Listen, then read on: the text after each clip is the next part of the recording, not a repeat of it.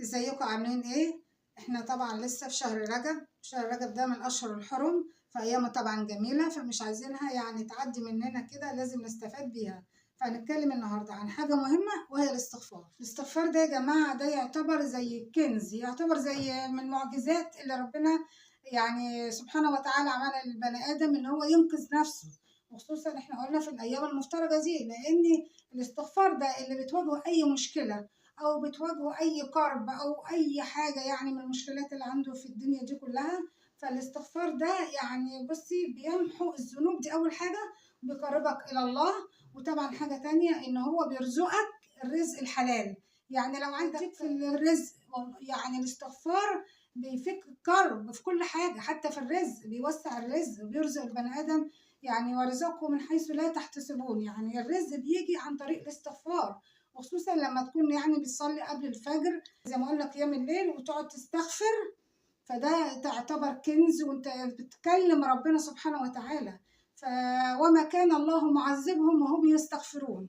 يعني زي ما ذكر في القرآن كده، ربنا ما يعذبش البني آدم اللي يستغفر. يعني الرسول عليه أفضل الصلاة والسلام كان بيستغفر في اليوم أكثر من 70 مرة. فإحنا طبعا ده قدوتنا عليه أفضل الصلاة والسلام، فلازم كل يوم الاستغفار ده مداومة عليه.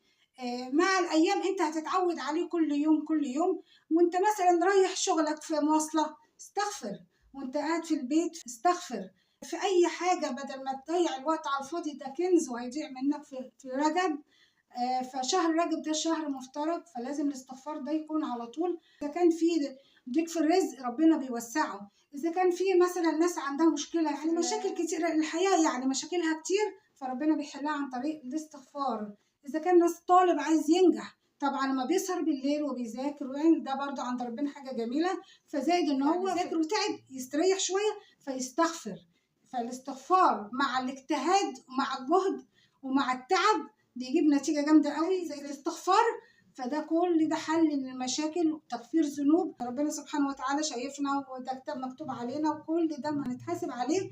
فالاستغفار ده يخلي الصفحة بتاعتنا بيضة، فما تيجي سبحانه وتعالى يوم الحساب بتلاقي الذنوب كلها اتمسحت. وفي الحياة برضو في الحياة بتلاقي ذنوبك اتمسحت وربنا بيبدلها لك زي ما انت عايز.